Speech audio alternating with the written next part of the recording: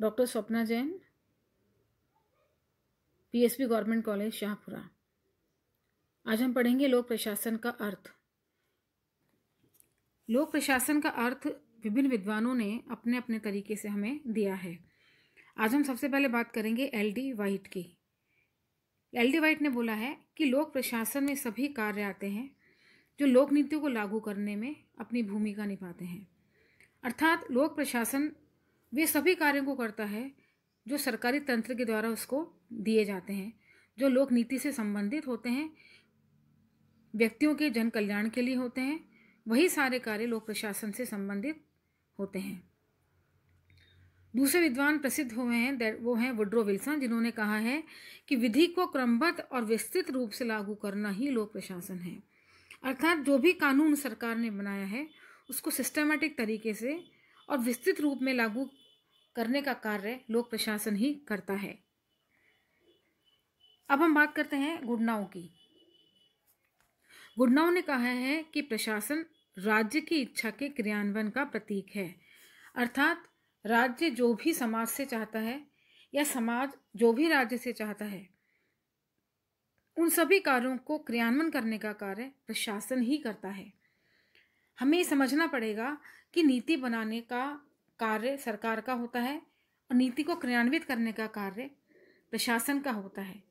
तो प्रशासन वही कार्य करता है जो सरकार चाहती है। तो प्रशासन राज्य की इच्छा को क्रियान्वित करता है। अब हम बात करते हैं डिमॉक की। डिमॉक ने भी बोला है कि सक्षम अधिकारी के द्वारा घोषित लोक नीति को पूरा करना या उसे लागू करना लोक प्रशासन है। अर्थात बात वही है कि सरकार की नीति को लागू करने का कार्य लोक प्रशासन ही करता है। सरकार कितनी भी नीतियां बना ले, अगर उसको वो क्रियान्वित नहीं कर पाएगी तो उस नीति का कोई भी फायदा नहीं होगा। तो प्रशासन ही वह केंद्र बिंदु है जिसके द्वारा सरकार अपनी नीतियों को क्रियान्वित करती है। अब बात करते हैं मर्सन की। मर्सन ने भी लोक प्रशासन को नीति निर्माण के अलावा नीति क्रियान्वित करने की बात भी कही है, क्योंकि नीति का निर्माण करने में भी लोक प्रशासन हेल्प करता है, सहायता करता है। इसलिए मर्सन ने कहा है कि जिस प्रकार राजनीति शास्त्र नीति निर्माण में जन सहभागिता को सुनिश्चित करने के श्रेष्ठ तरीके खोजता है, उसी प्रकार लोक प्रशासन नीतियों के क्रियान्वयन के श्रेष्ठ तरीके खोजता है। क्योंकि कोई भी प्रशासन सही समय पर सही लोगों तक पहुंचाना, उसकी नीतियों को समझाना, सरकारी नीतियों को लोगों तक पहुंचाना, इन सब की जिम्मेदारी लोक प्रशासन की ही होती है और लोक प्रशासन ही सरकार की नीतियों को लोगों तक पहुंचाता है। अलग अलग विद्वानों ने अलग अलग तरह की परिभाषाएं दी हैं और यदि हम इन सभी परिभाषाओं को सम्मिलित कर लें तो हम ये देखेंगे कि कुछ सामान्य बातें हैं जो सभी विद्वानों ने स्वीकार की है। अर्थात सभी विद्वान इस बात को मानते हैं कि लोक प्रशासन निम्न कार्यों को करता ही करता है। चाहे उनके तरीके अलग हो सकते हैं, लेकिन सबका उद्देश्य एक ही होता है।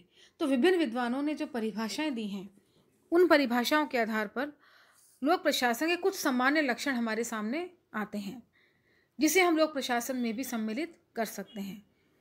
जैसे पहला, यह विभिन्न विद्वानों ने जो परिभाषाएं दी हैं, उन परिभाषाओं के आधार पर लोक प्रशासन के कुछ सामान्य लक्षण हमारे सामने आते हैं, जिसे हम लोक प्रशासन में भी सम्मिलित कर सकते हैं।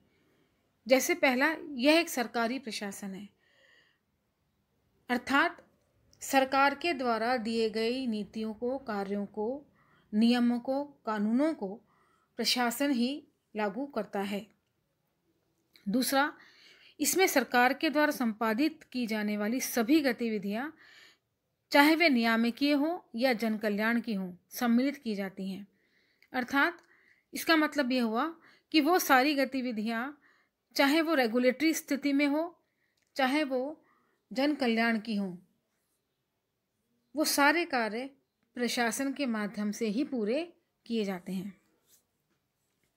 तीसरा, इसमें वो भी सब गतिविधियां आती हैं जिनको पूरा करने के लिए सरकार वित्त प्रदान करती है। होती वो निजी संगठन की गतिविधियां हैं, लेकिन उनका प्रमुख उद्देश्य सार्वजनिक हित ही होता है। इसीलिए वे सारी गतिविधियां जो सरकारी वित्त के द्वारा पोषित होती हैं, निजी संगठनों की गतिविधियां भी शामिल होती हैं जिनका उद्देश्य सार्वजनिक हित को पूरा करना होता है। चौथा आता है, वे सारी गतिविधियां चाहे वो अंतर्राष्ट्रीय स्तर की हों, राष्ट्रीय स्तर की हों या स्थानीय स्तर की हों, वे सभी गतिविधियां जिनमें सार्वजनिक हित शामिल हो वह लोक प्रशासन में ही आता है। अर्थात प्रशासन के बिना सरकार अपना कोई भी कार्य पूरा नहीं कर सकती है। नीति का निर्माण करना और नीति को क्रियान्वित करना दोनों अलग अलग चीज़ें हैं। नीति के निर्माण में भी प्रशासन सहयोग देता है, लेकिन कोई भी नीति पूरी तब तक नहीं हो सकती जब तक पॉलिटिशियंस इसको एक्सेप्ट ना कर लें। तो प्रशासन की जिम्मेदारी सिर्फ नीतियों को क्रियान्वित करने के ही नहीं होती, बल्कि नीति को निर्माण करने में भी सहायता दी जाती है। इसीलिए लोक प्रशासन को हम एक सुशासन के रूप में भी अभिव्यक्त करते हैं। लोक प्रशासन अर्थात एक ऐसा प्रशासन जो लोगों को अच्छी नीतियाँ देता हो और अच्छी नीतियों को अच्छे तरीके से क्रियान्वित की जाती हो। इसीलिए लोक प्लस शासन अर्थात एक ऐसा शासन जो लोगों को जन कल्याण के कार्यों को करवाता है, नीतियों को क्रियान्वित कराता है और जन कल्याण के कार्यों में सरकार की सहायता करता है।